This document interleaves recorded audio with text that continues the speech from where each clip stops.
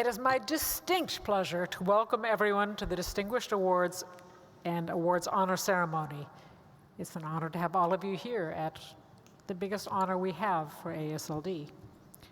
Tonight we celebrate a remarkable group of physicians, scientists, researchers, and healthcare providers, and we come together to show our gratitude for the generous donors who help fuel our progress. AASLD's Distinguished Awards recognize individuals who have made an outstanding impact in the field of hepatology through their research, service, and other valuable contributions to our association and the liver community. These awards are the highest honor bestowed by AASLD. In the past 35 years, only about 70 members of the field have joined this elite group of hepatology leaders and visionaries. Before we begin, I would like to acknowledge our 2020 and 2021 Distinguished Award recipients, and I would like to ask them to come up on the stage. Our 2020 recipients, Dr. Russell Wiesner, recipient of the 2020 Distinguished Achievement Award.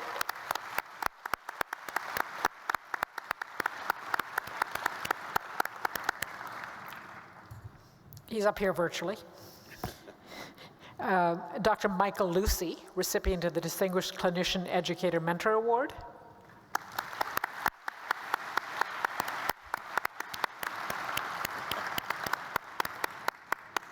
Dr. Don Jensen.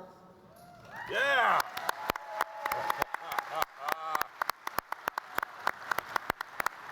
Recipient of the Distinguished Service Award.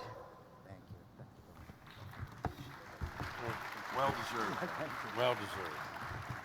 And the organization, the Hepatitis B Foundation, recipient of the Distinguished Advocacy Award.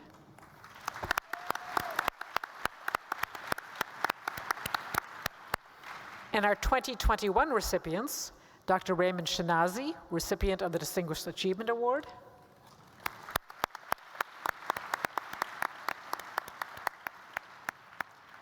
Dr. Keith Linder, recipient of the Distinguished Clinician Educator Mentor Award. You gave us the award already. I'm not giving you the award, I'm just acknowledging you. That was from the Hepatitis B Foundation. Dr. John Vierling, recipient of the Distinguished Service Award.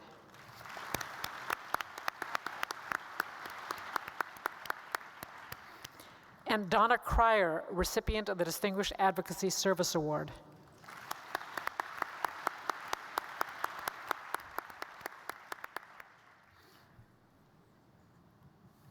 Now I would like to introduce Dr. Nicholas LaRusso, past president of AASLD and chairman, Department of Internal Medicine at Mayo Clinic, Rochester. He will be presenting the Distinguished Achievement Award to Dr. Gianfranco Alpini. This award is given to an individual in honor of sustained scientific contributions to the field of liver disease and the scientific foundations of hepatology.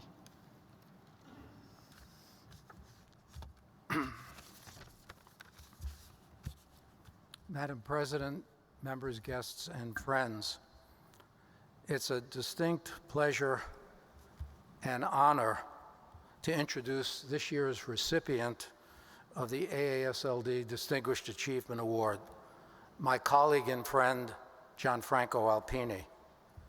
Franco is currently a senior career research scientist in the VA system, a professor of medicine, the occupant of the Hickman Endowed Chair, and the director of the Indiana Center for Liver Research.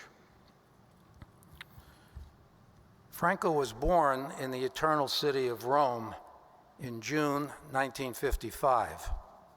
His parents, Olga Cassini and Caci Alpini, owned a popular and successful trattoria. Franco received his baccalaureate degree at the Terenzio Mamiani School of Classical Studies, receiving a true liberal arts education before turning to science. He graduated from the University of the Studies of Rome with a doctorate in chemistry and pharmaceutical technologies.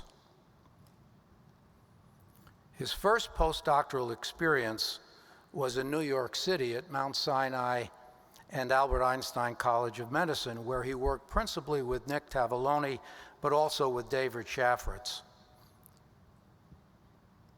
Here are several papers that Franco published when he was in New York. As you can tell, the work focused on a new direction for hepatobiliary research at the time, a focus on the other epithelial cell in the liver, the bile duct epithelial cell. Franco and Nick began to study this enigmatic cell and to develop new technology. This, at the time, represented the initial efforts at isolating and characterizing these cells. To my good fortune, Franco came to Rochester, Minnesota, because of the weather in 1992 to join my group. Here's a picture of the young Alpini in the lower left and some of the other people in the lab at the time. Not only was Franco's intellect and work ethic a tremendous asset, but his outgoing personality and enthusiasm for science, but also for life, made him a valued member of the group.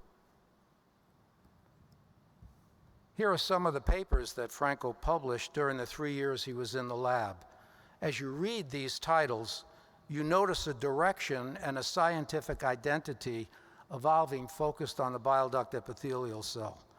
An important conceptual advance that he was largely responsible for at the time was the demonstration that the bile duct epithelial cell was heterogeneous from a number of different perspectives. You can also see the development of his interest in GI hormone regulation of epithelial cell function and an effort to begin to examine gene expression of GI hormone receptors in pathologic situations. So during his time in my lab, his focus was on technique refinement and the early recognition of cellular heterogeneity for these cells. At the time, our organization recognized the importance of this research and organized a meeting in Arley, Virginia in 1994, which some people might call the birth of cholangiocyte pathobiology. As you look around this table, you'll notice many individuals some of whom you'll recognize, in addition to myself, to Franco, to Al Sirica, Antonio De Benedetti, Mario Strazabasco, and the one individual at the table whose name doesn't end in a vowel, Jim Boyer. In part because of Franco's work, this meeting was a tremendous success. He left my lab in 1994 to go to Texas to establish his own independent research program. I selected 3 manuscripts from the time he was in Texas for 2 things. First, Franco's continued focus on the concept of cholangiocyte heterogeneity, and secondly, to show Franco's evolution as a mentor, supporting the early development of many people, but in particular, Shannon Glaser and Heather Francis, each of whom has evolved into their own independent scientists. Franco then moved to Indiana along with Heather. Here are 3 manuscripts that demonstrate his continued focus on the cholangiocyte and his increasing attention to its disease relevance. He's become a leader in the field, which is why I have the privilege of introducing him to you tonight. Franco has been productive not only scientifically, but also biologically. His 3 beautiful daughters are shown here. Dr. Sarah Alpini, a pediatrician in San Antonio, Dr. Sally Alpini, a veterinarian at Texas A&M, and his daughter Helene, who works for a tourist company in Zurich. They're a great source of pride and happiness to Franco. Let me conclude with a quote that I think is particularly appropriate and describes my relationship with Franco. The quote is, the teacher is a success if exceeded by the student. By that definition, as one of his teachers, I've been a great success. Franco, congratulations.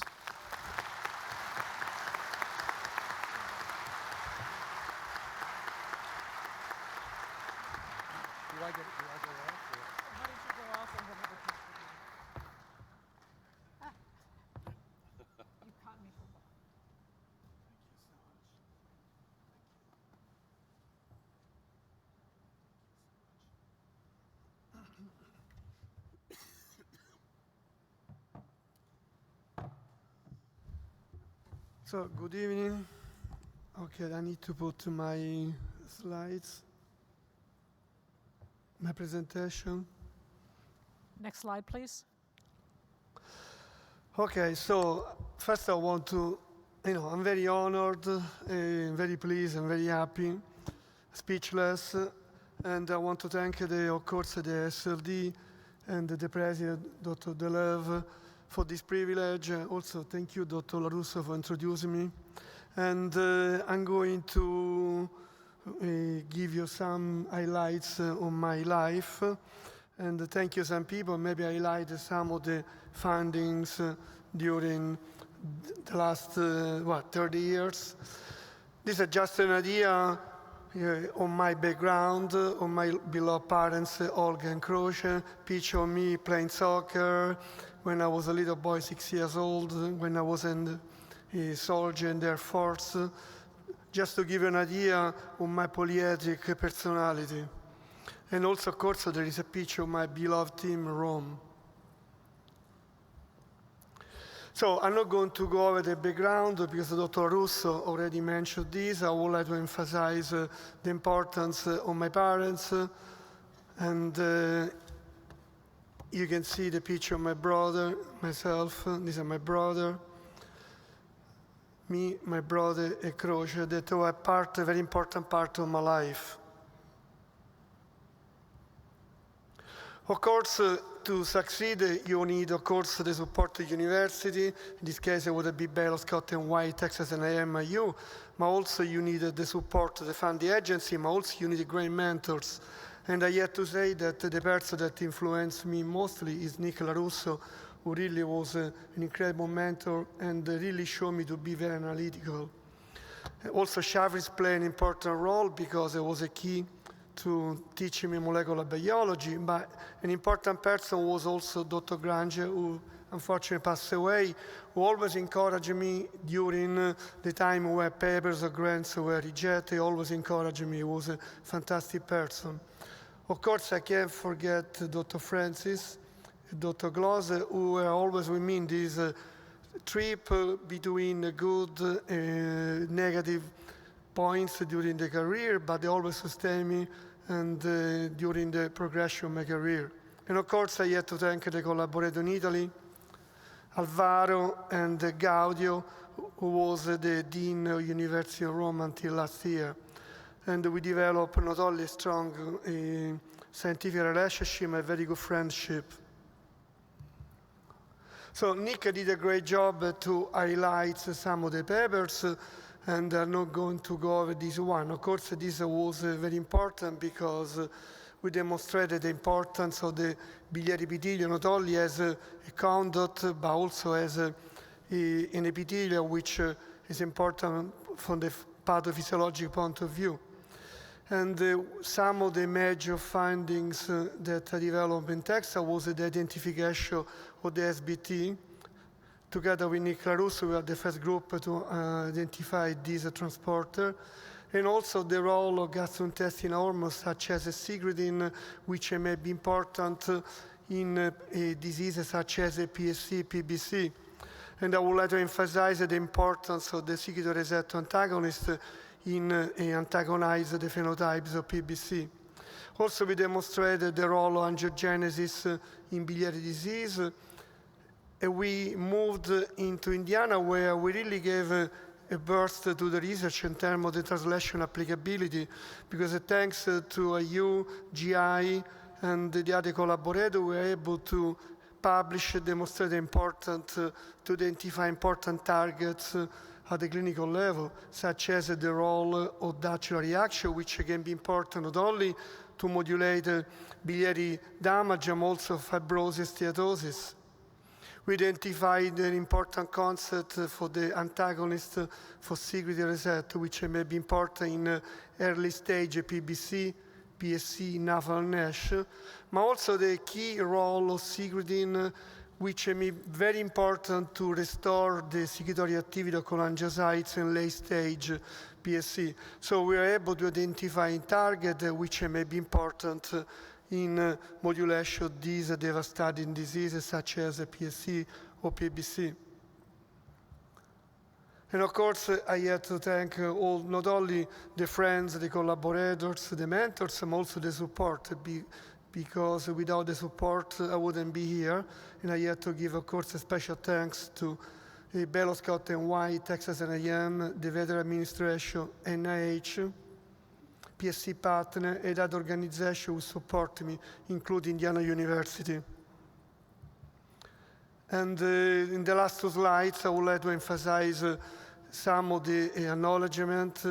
I was fortunate to meet the President of Italy and other awards in Italy and the other associations which I think are important. And also I would like to emphasize I'm very proud to have trained several people. And of course, I had to thank other people and my family, my daughters, my family, which support me throughout all these years, otherwise I wouldn't be here. And finally, I have to give a special thank you to my group, to our group, the Indiana Center for Liver Research, but also Naga Chalasani, the Chief of GI, Al Haddad, Dr. Exer, and Lindsay Kennedy, who support us in this trip from Indianapolis. And I want to thank you again. Usually I don't get nervous. I'm very nervous. I'm very humble. I'm very pleased and very happy of this award. And I have no words to tell you. Thank you so much.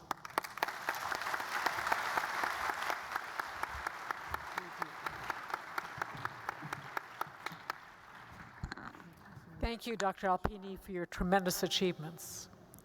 Now I'd like to introduce Dr. Greg Syak, professor in the Department of Medicine and Psychiatry, Division of Gastroenterology, Washington University School of Medicine, who will present the Distinguished Clinician Educator Mentor Award to Dr. Mauricio Lisker-Millman.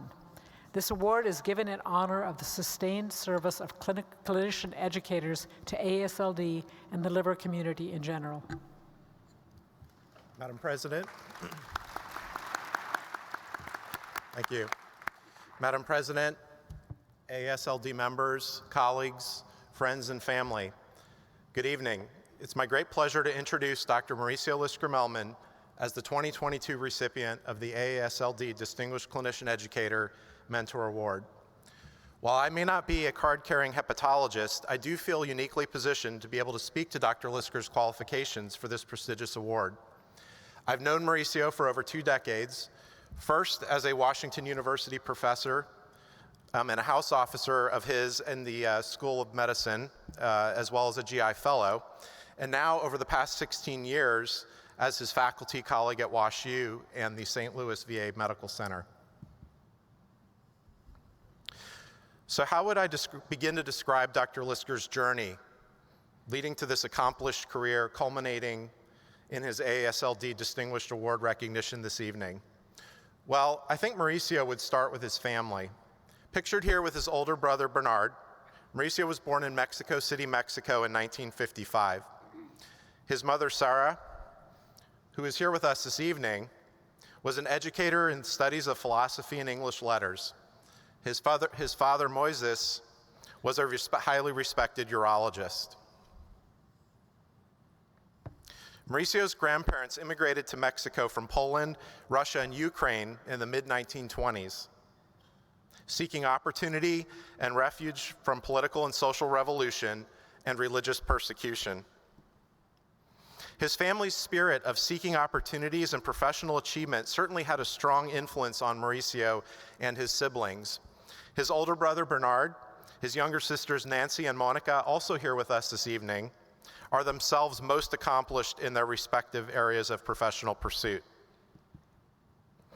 Now, Mauricio's career began at Universidad Nacional Autónoma de Mexico, where he attended medical school. Pictured here with his residency class, Mauricio completed his internal medicine and gastroenterology training at Instituto Nacional de la Nutrición Salvador Zuberan in Mexico City. A self-described undifferentiated hepatoblast seeking to become an expert in viral hepatology, Dr. Lisker had the opportunity to work with Dr. Jay Hoofnagel as a fellow in the liver diseases section at the NIH from 1986 to 1989. Under Dr. Hoofnagel's guidance and additional mentorship from 2020 Nobel laureate Dr. Harvey Alter, Dr. Lisker and his NIH colleagues published some seminal work in describing the recombinant interferon alpha treatment of chronic hepatitis B and hepatitis C. Following completion of his time at NIH, Dr. Lisker returned to join the faculty at his medical school alma mater, becoming an associate professor of gastroenterology and the head of the hepatology laboratory at that institution. In 2000, the gateway to the West presented a new opportunity. Armed with his viral hepatitis expertise, Dr. Lisker came to St. Louis to serve as director of the WashU hepatology program and to go to battle against hepatitis B and C in the Midwest. Here, Dr. Lisker rose to the rank of professor of medicine. He conducted several federal and industry-funded research projects and was a member of the NIH hepatitis B and HBV/HIV co-infection research networks. Over the past 3 years, he has served our nation's veterans as director of the liver program at the St. Louis VA Medical Center. Now, to his trainees, Dr. Lisker is known as El Maestro, a name becoming of a master educator, one revered for his creative teaching approach and way of making the most difficult topics both understandable and memorable. As a result of his gift for teaching, Dr. Lisker has become one of the most sought-out hepatology lecturers, not only at our own institution, but also at national meetings and international venues alike. In his career, he has given more than 550 lectures and invited presentations, and has shared his knowledge through over 100 peer-reviewed publications.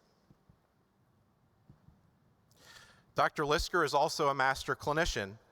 He has a talent for eliciting the most subtle of clinical findings.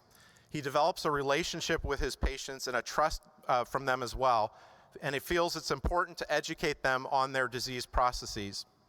Often, this patient teaching is accompanied by an impromptu drawing on the exam table paper, such as the one shown here.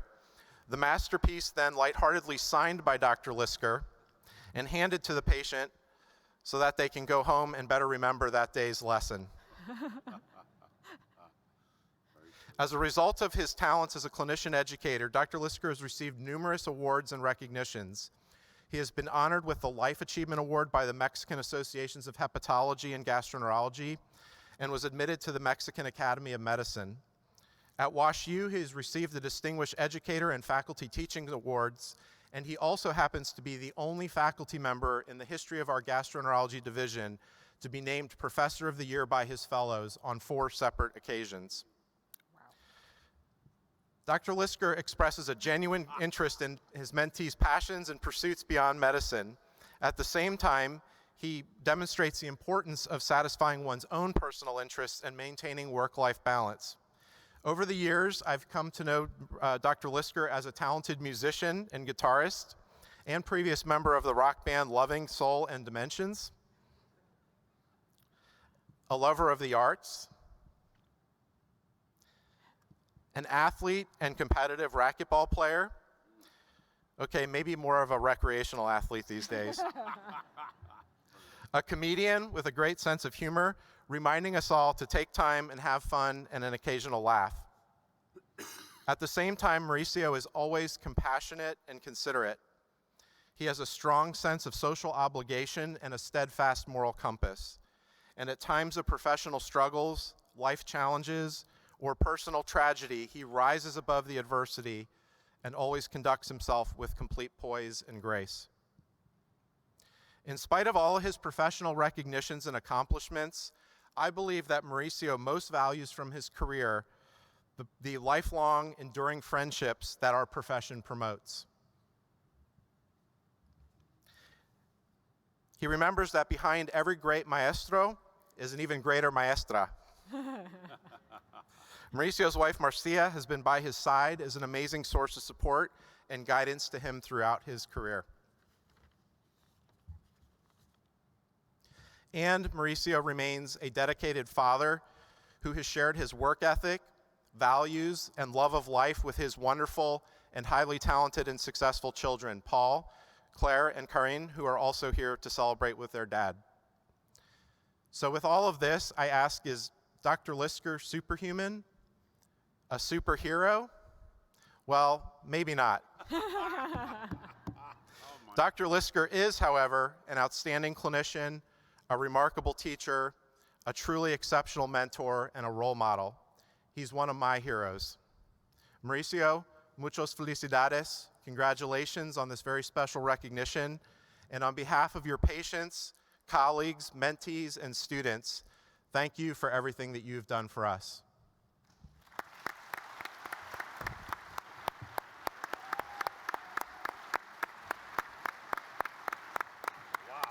Yes.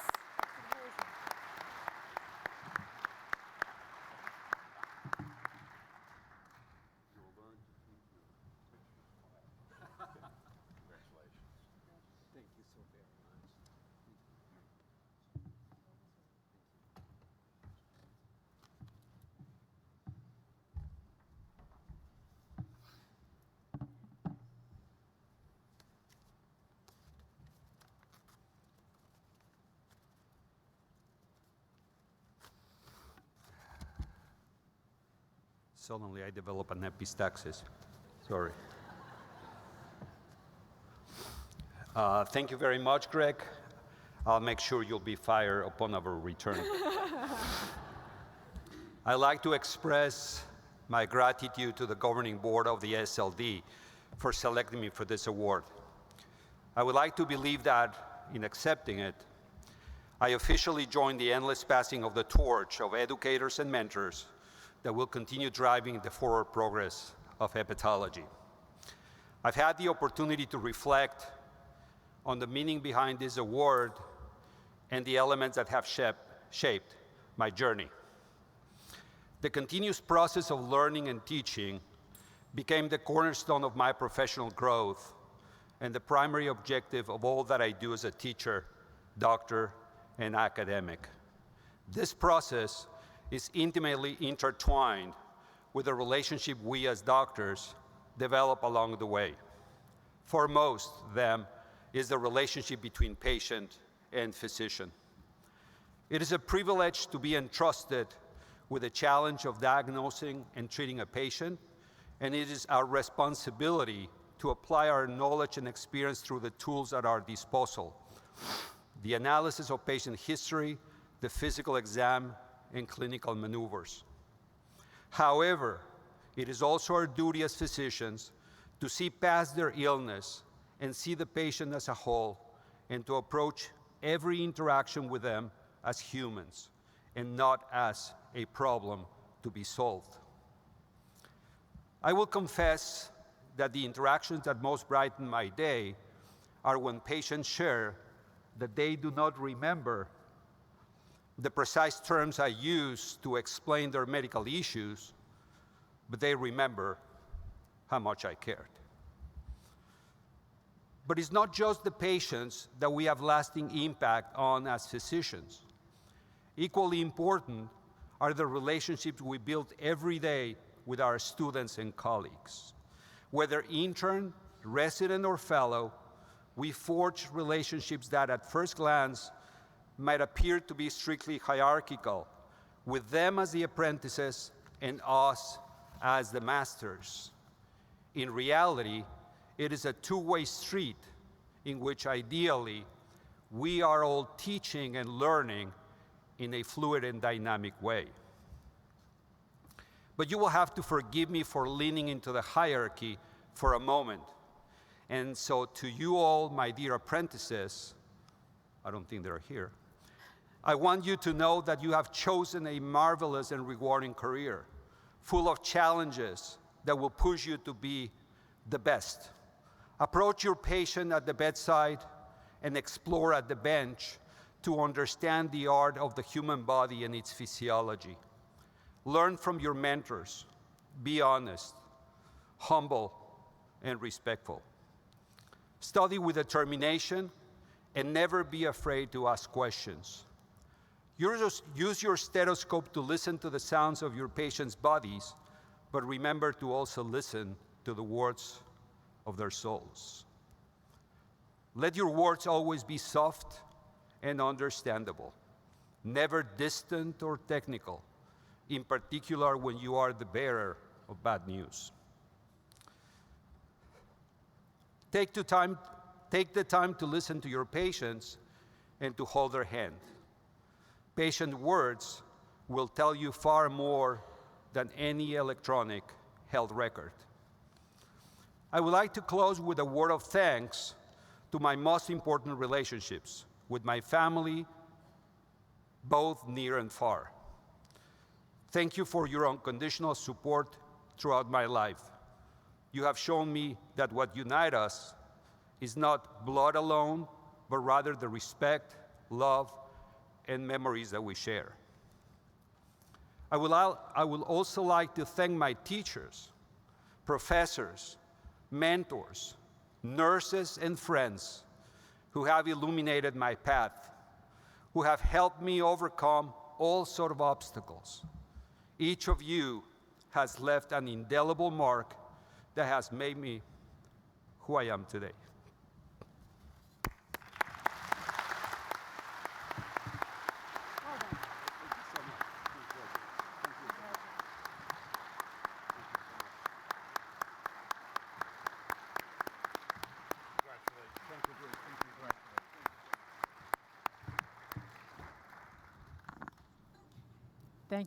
Thank you, Dr. Lisker-Melman, and congratulations on receiving this honor.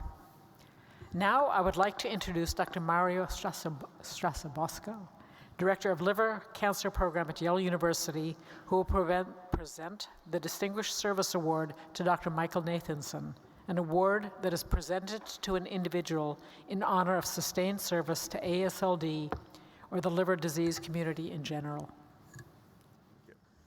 Thank you, Madam President, ASLD members and friends. It is my great honor to introduce Michael Nathanson and the awardee of the 2022 Distinguished Service Award. This award recognizes this service provided to the community of hepatologists. But before beginning, I need to make a, where is the thing? Oh. Can you help me 1 second? Oh, okay. Before beginning, I need to make a disclosure, which is that I'm close to Mike Nathanson, so there might be a bias, you think, right? But I'm actually very close to him. And he would say, I am too close to him. And this is Michael Nathanson trying to smile while an Italian space intruder is patting on his shoulder.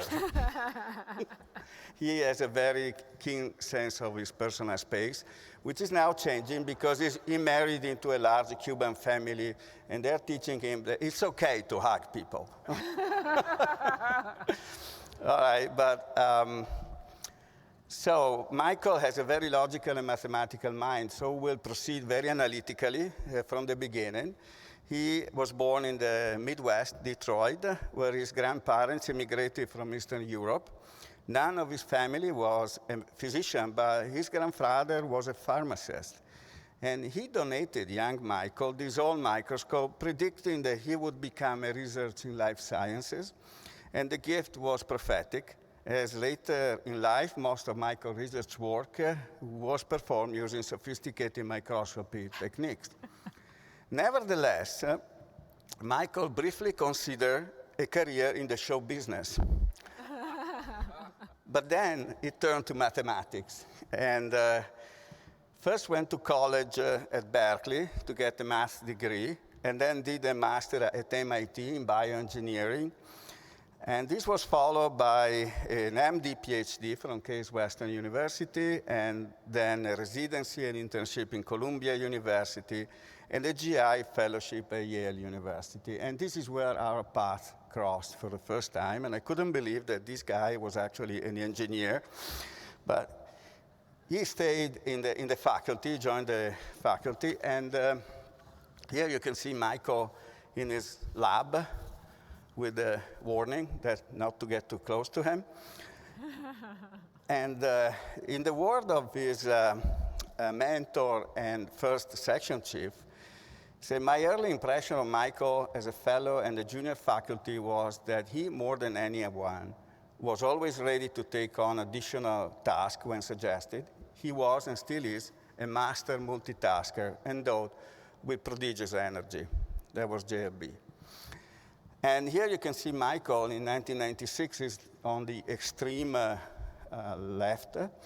And you see Lupe also, and other collaborators and fellow from around the world celebrating the Boyer Symposium on Cholestasis.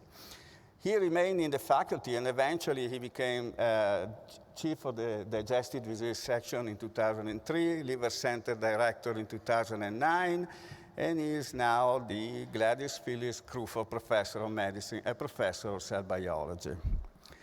So Michael's tenure as section chief lasted 15 years.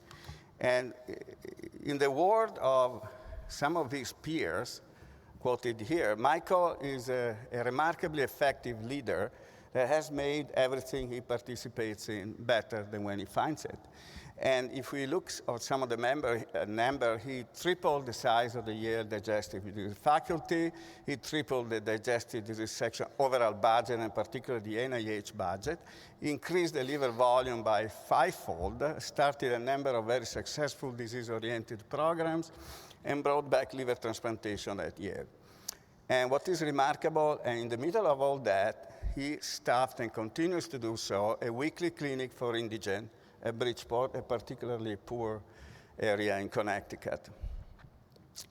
So, but how do we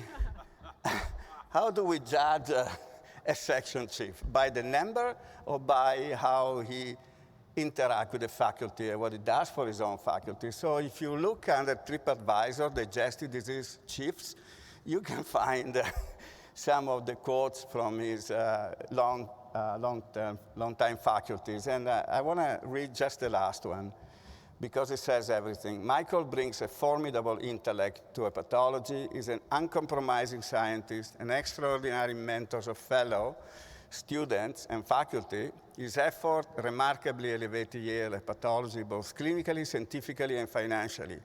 And he managed all this while leading hepatology with an impact factor in ascendancy, holding NIH program projects, leading the liver center at T32 Award. And Pram concludes, say, it is hard to imagine how one person can combine all these talents and have tireless energy to excel in every domain. So by here we are celebrating Michael's service to ASLD also. And Michael has more than 30 years of ASLD membership. He participated to every possible committee and abstract selection committee, chairing several of them, and even the last one, a thankless job as the chair ethical committee. But his remarkable service was to the journal, to hepatology, and he remained 25 years in the editorial board and became editor-in-chief in 2012. He oversaw a rise in the impact factor that when he left was 14.9. But you don't judge an editor from that. Michael did several things, like the modernization of the website, the journal graphic. He was the one that really led the development of the hepatology app for phones and tablets, and the presence on Twitter and other social media. But in addition to that, he remained a stalwart advocate for the presence of basic science in the journal. which was a position that took a lot of courage at that time. But he's also a modern clinical scientist. And he has discovered many important paradigms. And I only quote two of them, waiting for him to get the Distinguished Achievement Award with somebody else here in the podium. But so he identified the separate calcium signaling pathway in the hepatocyte nucleus that he named the nucleoplasmic reticulum. And it turns out that it's used by several well-known hormones from epidermal growth factor to insulin to activate calcium release and run the transcriptome, gene transcription and liver regeneration, for example. He also identified a class of IP3 receptor type 3, a specialized calcium channel that are relevant for biosecretion and also cholestasis, but this is just some of it. He has 25 years of continuous funding from the NIH. He participated in more than 17 different kinds of NIH review panels, and some of them repeatedly. Has developed international collaborations with Europe, with South America, with Asia, and is also a great clinician teacher. And in the word of two of our now grown-up faculties, Michael is not only a spectacular scientist, but also a spectacular doctor. He has an incredible clinical and scientific brain. He has taught us very valuable lessons by pointing out where things don't fit and how to connect seemingly unrelated threads to pick up something relevant for our patient. So, but who really is the man behind this extraordinary multitasker and superachiever? And this is the difficult part, because Michael is a very private person, and you really have to know him well to understand and glimpse something of his inner personality. But then if you do, you'll find out that he's good and he's funny, always telling jokes, and most of them should not be repeated here. And when I asked to the faculty, so can you please send me a picture of you and Michael and something that helped me discover who he is. All I was getting was Michael at dinners. Every single faculty sent me like 5, 7, 10 pictures of him and Michael out for dinner. So one of the conclusions is that Michael is a foodie. But the other component of him is that Michael's a really family man. And it gets most of his joy by spending time with his family. And here he is, not all of the family. There's Michael with his wife, Myra, who is a gastroenterology also, the 3 grown-up kids, Dina, Charlie, and Becky. And here we have Ben and Kylie. I hope I pronounced your name all right. And there are 4 more that are not in this picture that are the grandsons. So a growing family with a happy father and grandfather. And this is this is a thing that really I found very interesting, that it's grown-up kids said, Dad is an unbelievable sweet father, and an even deeper level of love has emerged now that he's a grandfather. So to finish, I'd like to leave you with this picture of Michael with his sons. And if you have the time, you can read through how your kids see Michael from their own point of view, from being the youngest people seeing a 2-photon microscope to be forced to present an essay on biosecretion at the high school, no, middle school, and so on. And with that, I'm done. Thank you. And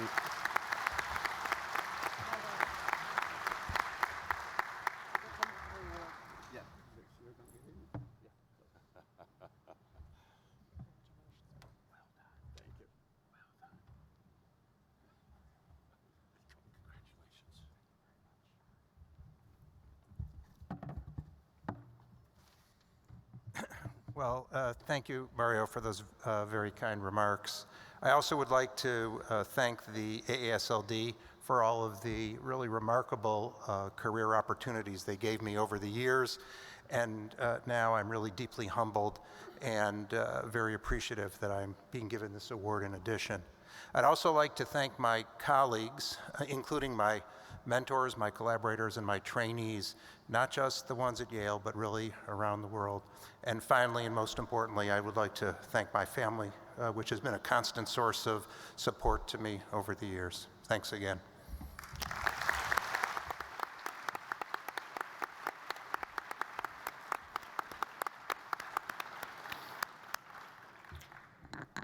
Thank you, Dr. Nathan, and congratulations on this honor.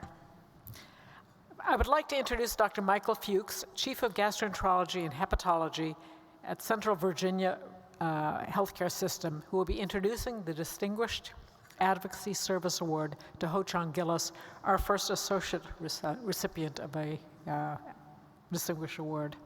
This award is given to an advocacy organization or individual in honor of sustained service to the liver disease community in general. Thank you, Dr. Delev and ASLD, for allowing me to present this award to an outstanding woman. When Ho-Chang asked me to speak tonight, I accepted, of course. But now, honestly, I'm quite nervous. The world will never forget the tragedy that happened on September 11, 2001. But that same day, 30 years earlier, turned out to be a remarkable day for South Korea and ASLD. Not only was this the birthday of Yoon Song-sok, who won the Olympic gold medal in archery in 1988, but it marked the beginning of an incredible journey of a little girl that later should become the recipient of a distinguished ASLD award. Ho-Chang spent her early childhood in South Korea. On the left, you see Ho-Chang at age 3, together with her mother, Kimberly Smith, and on the right, 2 years later.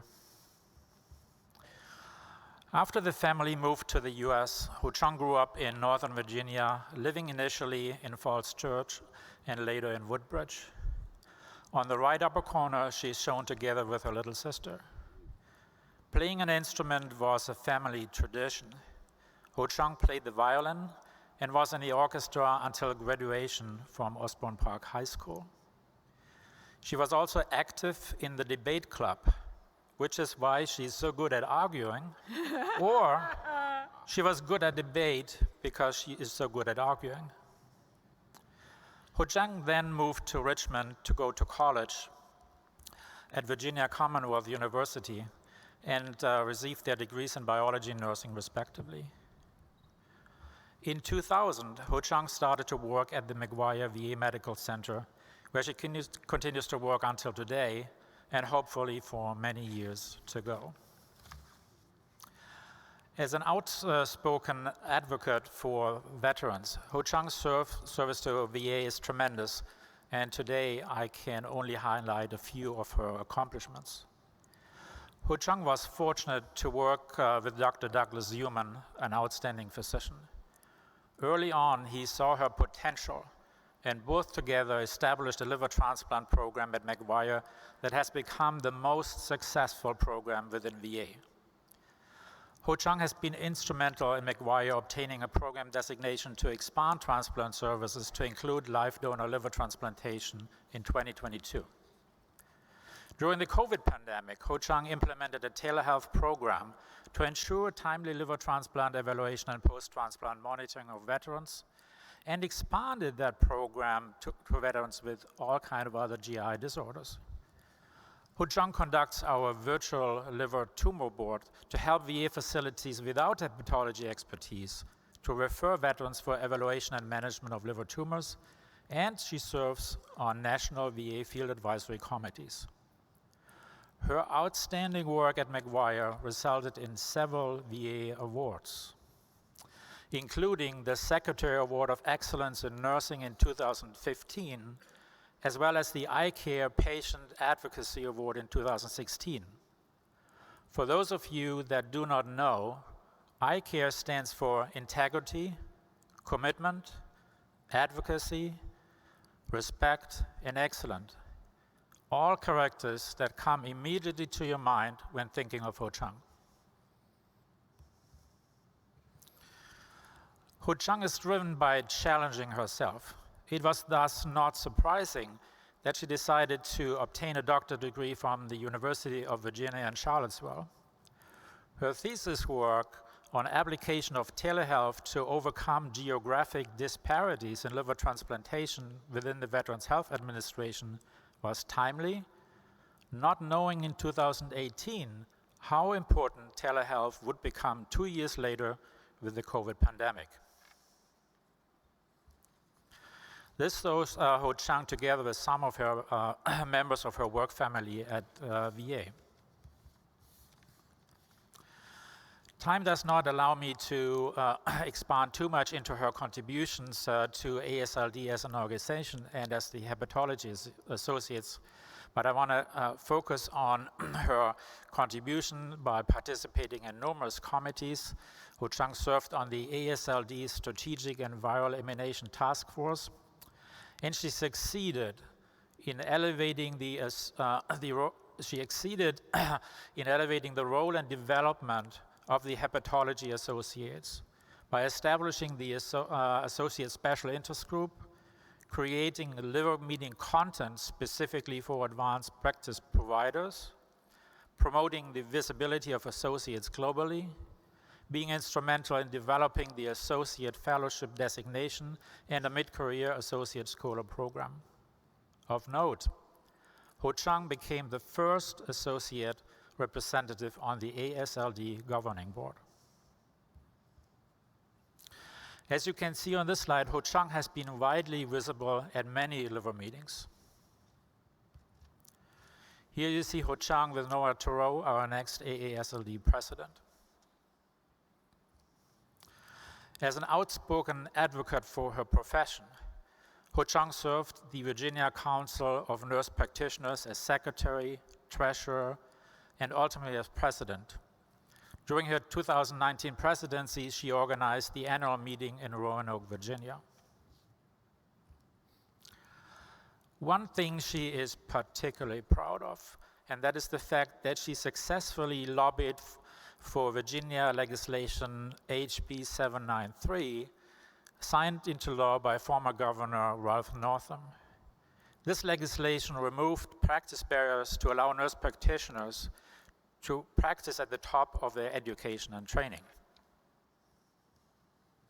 Ho Chang received several awards from the CNP, including the prestigious Donna Campanella Award for Outstanding Nurse Practitioners in 2011, the Distinguished Nurse Practitioner Award in 2012, as well as the State Award for Nurse Practitioners Advocate Excellence by the American Association of Nurse Practitioners.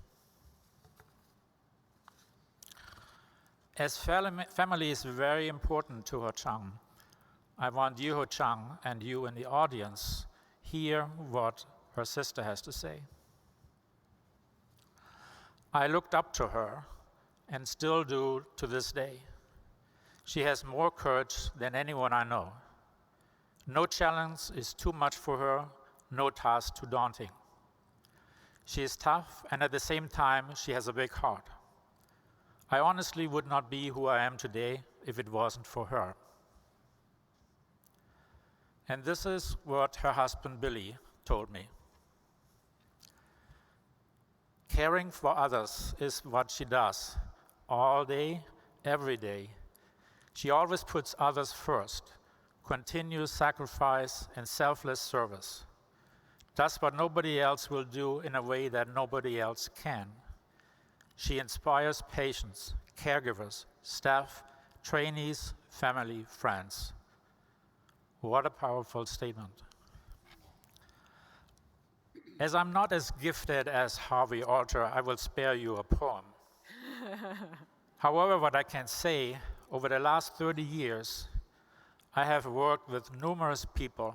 Some of them had style, some had character, some had class. You, Ho Chang, have all. Your charisma, determination, vision, courage, spirit, and enthusiasm are infectious and makes you literally the perfect person that I can proudly call not only my colleague, but also my dear friend. Ho Chang, it has been my true honor and privilege to work with you for the last 10 years and even closer over the last 2 years. You are deserving this award more than anyone I can think of. So please join me in welcoming and congratulating Ho Chang Gillis as the 2022 AASLD Distinguished Advocacy Service Awardee. Ho Chang, come up, please.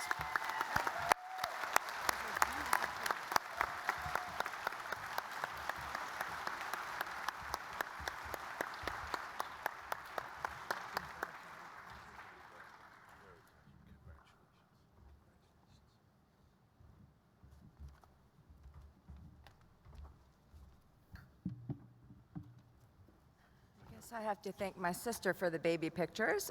Didn't know that was going to be seen today. Thank you, Dr. Fuchs. First, I would like to thank President DeLev and the governing board. I'm absolutely overwhelmed with gratitude and truly honored to receive this award. It is even a greater honor to be placed in such distinguished ranks of those being recognized tonight and of past honorees. Throughout my career, I've been very blessed to have many mentors. You've already heard one from tonight. Early in my career, Dr. Heumann was just the mentor that I needed, and he had such true faith in me, and his patience and his always constant support will always be remembered. And I was saddened when he retired, but then a new light came when Dr. Fuchs became my second mentor. They both have made major contributions to my professional and career development. I would also like to thank, I forgot to, I would like to also thank Dr. Jaz Bajaj, Puneet Puri, Dr. Davis, Ms. Felicia Tinsley, Dr. Pandak, Dr. Safas, Dr. Stravitz, Dr. Sterling, and Dr. Sanyal, and my entire team at the VA and Virginia Commonwealth University. They have all strengthened and inspired me to challenge myself. However, this accomplishment is not something I did alone, and I want to acknowledge the dedicated associates that have supported me, and they're also deeply committed to advocating for the role of advanced practice providers within hepatology, including my dear friends, Lisa Richards, Barbara Andrews, Patrick Horn, Elizabeth Gocher, Vicki Shaw, Corey Burke, Don Drazik, and many others. I am truly proud to call them my friends. I would like to thank my family, especially my sister Christina, who is really the true Wonder Woman in our family, and my husband's family for their love and encouragement. But last but not least, I'd like to thank my most wonderful and caring husband, William Ferguson, for his love and unwavering support throughout our marriage and also through my professional journey. Thank you.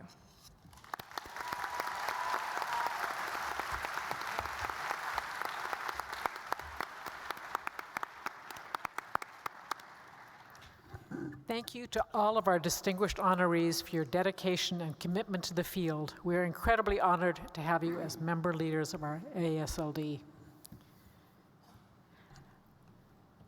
I would now like to move on to the recognition of our FAASLDs. The Fellow and Associate Fellow of the AASLD designations are the highest honors conferable to members of our society.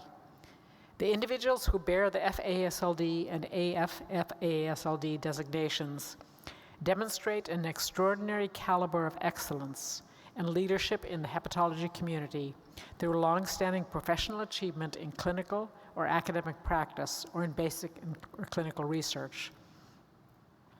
They are committed to continued leadership and service to the hepatology community and supporting cultivation of the next generation of leaders.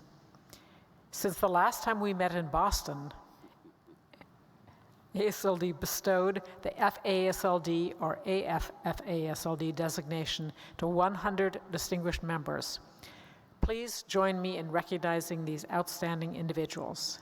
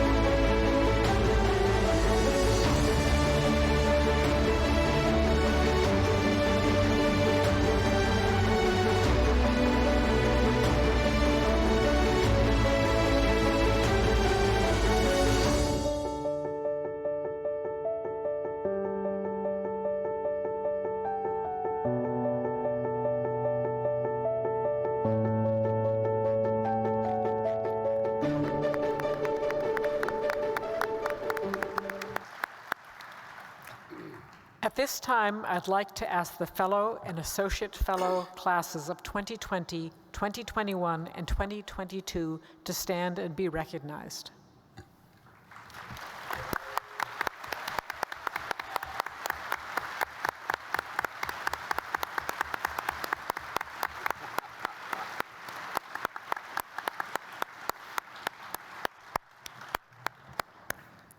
Congratulations again. Now I'd like to invite Dr. Bruce Luxon, Chair of the ASLD Foundation's Board of Trustees, to recognize this year's Foundation awardees and honorees. Good evening. It's really impressive. I recognize a bunch of those fellows as my trainees. And you might wonder, how did we get from the honorees that Dr. Delev introduced?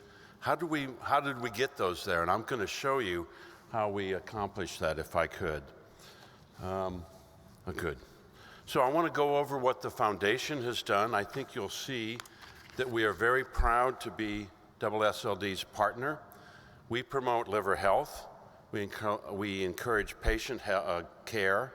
But we're really interested in developing the next generation of scientists and research, as well as the next generation of hepatologists. And if you look at our, see if I can go forward here. If you look at our motto, our vision, we're going to invest in innovative hepatology research, and again, the people who will study and treat liver disease. And I'm going to go over tonight those people who have succeeded so far, and they're going to be on the program in a few years to recognize the excellence that they have done. So we support a remarkable group of physicians and scientists, researchers and healthcare programs. I want to remind you that this year, despite the economic challenges, we gave out $1.5 million, $1.5 million in research grants that covered basic, clinical, translational research, and it funded people from students all the way up to mid-career, and again, funded people who we want to take our places in a few short years, I hope. I want to point out how good we have been as a society. Since 2000, we have given out $57 million. Think about that. That's more than any other group except the NIH has done to promote liver disease research. This includes 1,800 recipients. Thank you. 1,800 recipients, many of whom you will see in our leadership profiles. I want to tell you a little bit more about some details of the foundation because I think it's so important. It's our future. So there's a program that we started now almost 10 years ago. It's called the Emerging Liver Scholars. It's where many of you have contributed your resources. The goal is to provide hepatology providers in the future. And we have brought so far in the few years that we've done that, 344 promising hepatologists to the liver meeting, and we have over 30 this year. We have both internal medicine residents, as you might guess, but also surgeons, pathologists, and pediatricians. Again, the future of hepatology. We want to encourage them to stay in hepatology, and I can tell you that this program has been very successful. We started a new program this year. You just heard from our distinguished advocate, because I thought it was very important to have an Emerging Liver Advanced Practice Provider Award with the same goal. So we started this year. Our inaugural class has 11 awardees from all corners of the country. They represent rural areas, underrepresented minority in medicine groups, parts of groups that are practicing in unusual communities, but in essence, they are still part of the hepatology program.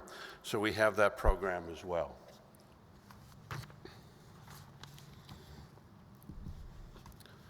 We also have a program to recognize abstract awards.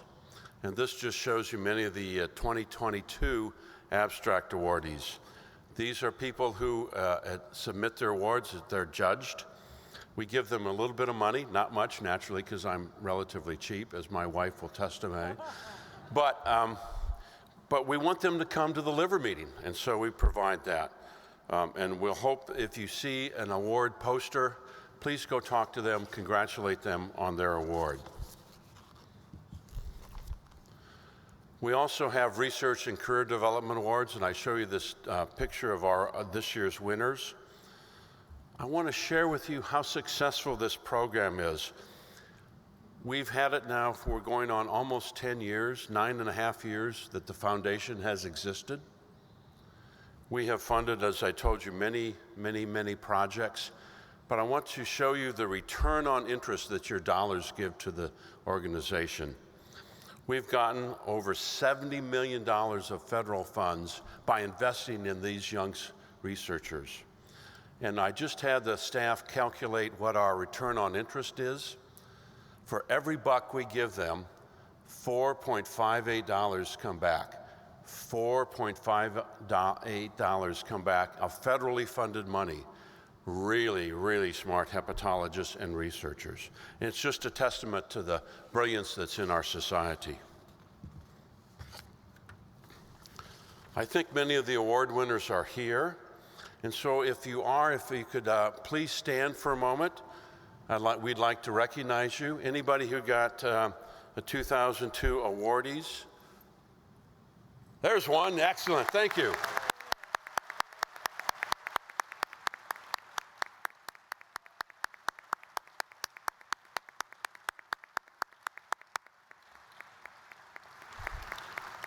Look, for those of you who have white hair like I do, look around. Those are your future caregivers, your future leaders. Right there they are. Thank you, folks. Congratulations.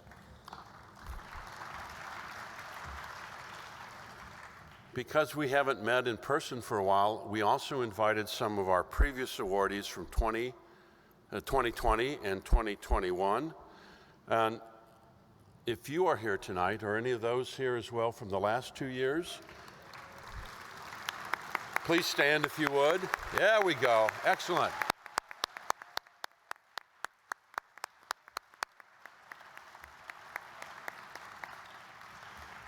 Remember, these guys survived and got their awards during COVID. Truly a challenge, huh?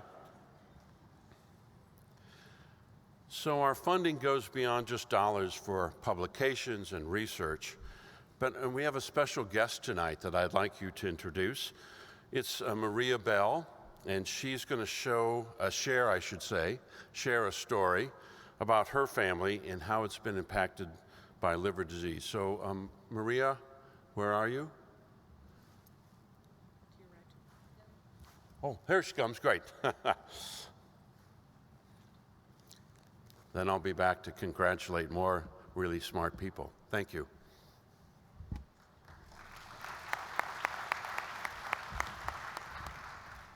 Good evening. My name is Maria Bell. Thank you for the introduction. I'm here this evening to tell you a bit about my husband Ryan and I's son, William, who's 20 months old. I'd like to first thank the AASLD and the foundation for extending to me this invitation, giving me an opportunity to share William's story with all of you. My husband and I consider this room to be full of some of the finest medical professionals in the world, and I count it an honor to be standing here and telling you our story tonight. So William was born last year, early in 2021, and he's the reason our family now knows a little bit about hepatology and liver transplant. He's the reason we know about portal hypertension and hepatic osteodystrophy, PICC lines, and most recently cholangitis. A few weeks ago, in fact, when William was admitted for recurring cholangitis, his team was in the room one morning for rounds. We were discussing his ongoing antibiotic therapy. And at one point, my husband interjected and said, we understand clearly that William just needs a new liver at this point. With his very bright brown eyes, William began clapping with great enthusiasm. Everyone had a hearty laugh, of course, because how could a one-year-old understand what his dad had just said? But maybe he did. Maybe he does know that his body is sick and that he needs help. So I just want to take a few minutes to share briefly with you the story of how it came to be that William needs a new liver. As all of you know, this is not an easy road to walk for anyone, especially for parents of a baby. But I'm here in the throes of it, as William is listed with a PELD of 35, because my husband and I want to share with you how his team has made this journey a bit less arduous. We believe his life would be very different if not for doctors and surgeons, scientists, and incredibly caring nurses who are always seeking to learn better. Soon after William was born, I found myself sitting in a clinic holding him for an ultrasound, watching as the radiologist searched for his gallbladder, but already disease had left its mark and reduced it to scar tissue. The light seemed dimmer in our world in the days that followed as testing and labs began narrowing in on what would soon be a confirmed diagnosis of biliary atresia. The days and months that followed, were often very tired ones for our whole family. There was a lot of monitoring, of course, all the pharmacy orders, midnight runs to the emergency room, hospitalizations, and the looming uncertainty for his future. But our perspective shifted one day in clinic not long ago as we sat with Dr. Frank DePaula, William's hepatologist and the medical director of pediatric liver transplantation at the University of Virginia.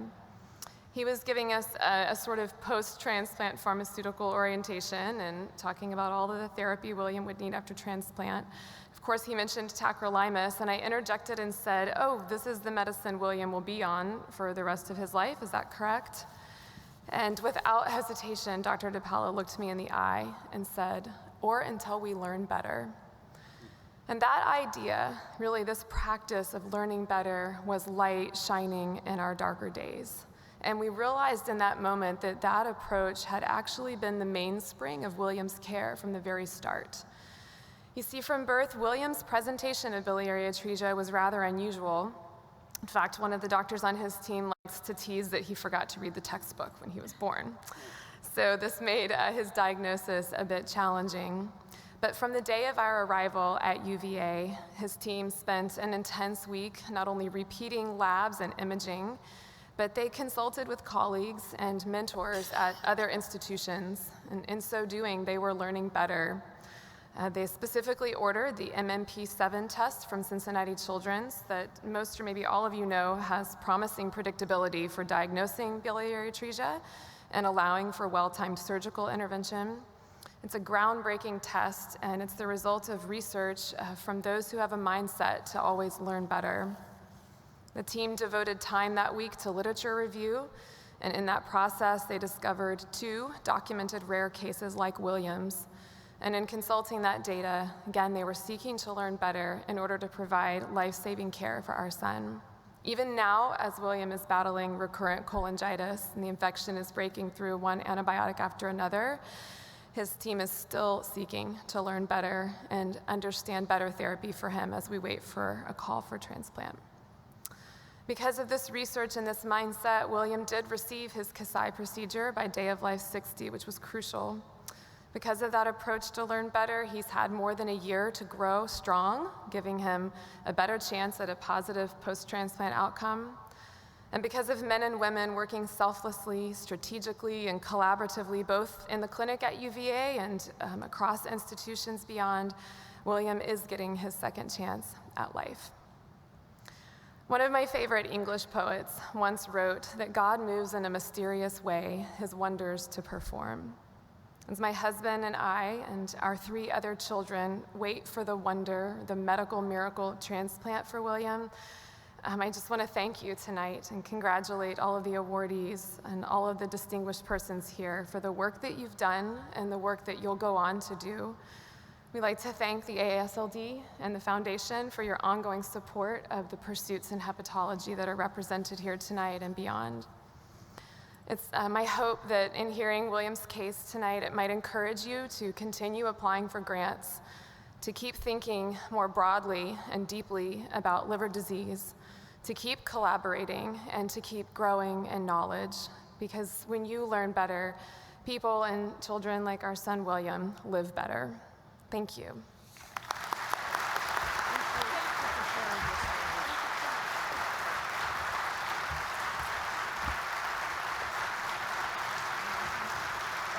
Wow.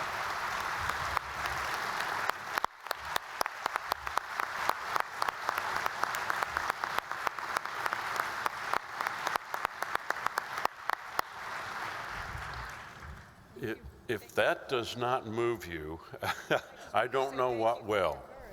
Yes. So, obviously, I started off my little talk with the success that we've had, but how do we fund that? And I'd like to finish my little section by showing you all the people, many of you who are out here, how we fund this. This would not happen without all the research committee, the various SIGs, all the different components of AASLD. And so I thank you for all of those. We also have many different organizations that support us. Here are some that are listed. These are our 2022 corporate and foundation donors. They supported all that work that I showed you initially. Without these corporate support, we just couldn't do what we're doing. And you can see there's some big pharmaceutical companies, but there are also some families that have donated. And I want to make sure that all of you know that the association very, very much values what the foundation does. We're really separate entities. As I showed you, we invest in research, the foundation does, and the people who do the research.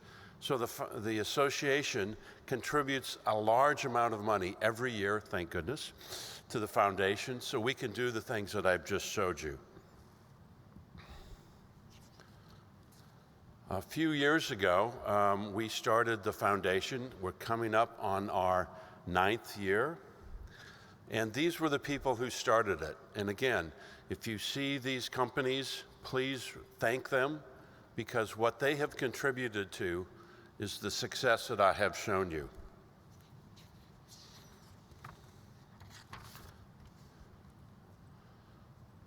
These were our founding donors that started now, as I mentioned, almost 9 years ago.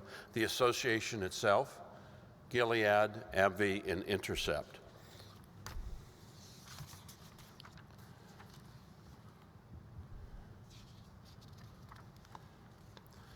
And finally, I want to make sure that you know that there are many individual donors who support particular aspects of the programs I've described to you. I'm not going to bring them all up here, but I want to at least have you see the different ways that you can support the foundation, support the young investigators and the young future hepatologists that I've shown you today. So these are the folks who have donated money to support the abstract awards, encouraging research excellence in our early developing people. Please give them a round of applause and thank them.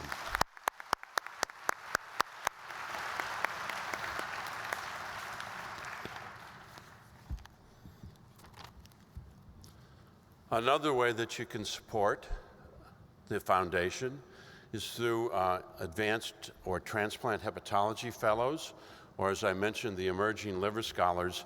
And the group that you see here have donated. There's a very funny looking picture on my far right, taken just yesterday. But this is where my wife and I think it's so important to give back, and I'm going to just digress very quickly, Madam Chairman.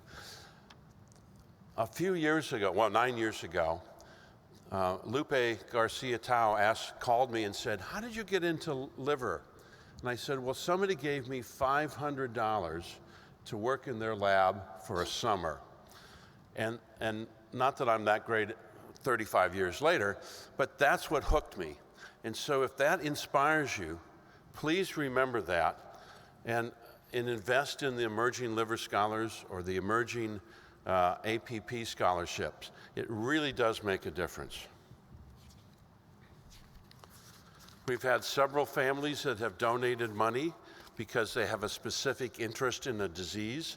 I want to honor the Gupta families. They fund a pilot award in PSC research. And again, it's something that we very much need to have as we try to cure that, or at least understand that disease. And finally, those are all good news points. But this year we lost a superstar in the world of liver. Vinay Sundarandam died unexpectedly.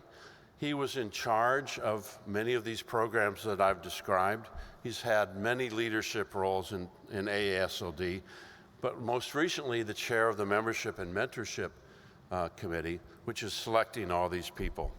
He ran the Emerging Liver program as far as selecting the very talented people. And so in recognition of his contributions, we have decided to dedicate this current class of emerging liver scholars in his name. We also have a special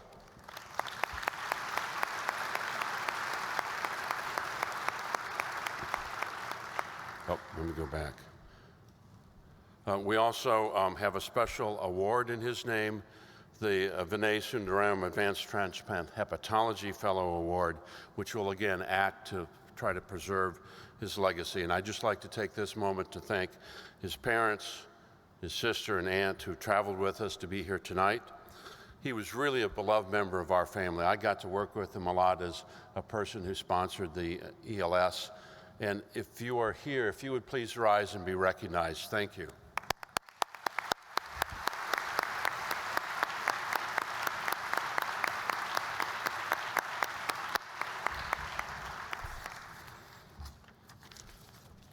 So I hope you realize that any dollars that you give to the foundation really supports the future of our careers, our profession, and our research.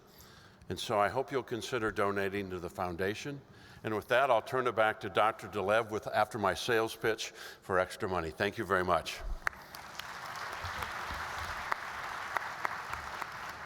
Please welcome AASLD President-elect Dr. Nora Turow. Okay. I'm just going to have to get used to that, I guess. Well, it's been really a remarkable evening. I'm very moved by it, and in particular, it was such a remarkable story. Whenever we hear from patients and their families, it's just, for me, like I get very emotional and I'm reminded why I'm a physician and why we're all here. That was really amazing. But before we close the session, I want to take a moment to celebrate Lori. So Lori is our 73rd AASLD president. And she is the one who kind of carried us out of pandemic to where we are today, sort of a very important transition year. Not an easy walk, really. And you sort of at the start of us launching a whole new strategic plan. So you've been really a remarkable leader. And really, I just feel very blessed to have been on the board with you. And now, as we sort of do the passing of the baton, you know, being on the governing board is a bit like a relay, right? And I'm going to take the next lap. And I want to just thank you for setting out a course that I'll have the privilege of really being able to follow, hopefully make my own mark as well. But you were really very inspirational, so thank you. And really, on behalf of the entire AASLD, we would like to give you a gift. This is a, I love this actually. It's a crystal gavel. And I'm going to say just one more thing. Yesterday, somebody came up and congratulated me on, you know, that's going to be my year. But they said one other thing. They said, it's the first time it's from a woman to a woman. So there you go, Lori.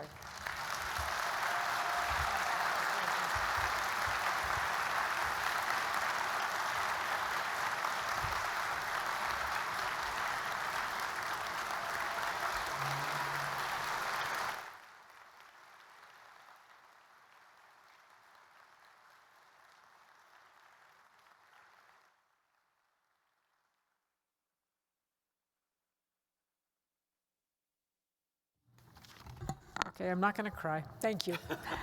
Thank you so much, Nora. We all share a unique passion to prevent and cure liver disease, something we know we're capable of achieving if we continue to work through and share knowledge the way we do. It has been my honor to serve you as AASLD president, the honor of a lifetime. Once again, thank you to everyone who has made these awards and fellowships possible in celebration of the accomplishments of our distinguished honorees, new class of FASLDs and AFFASLDs, and AASLD Foundation Award recipients. Please join me in a final round of applause.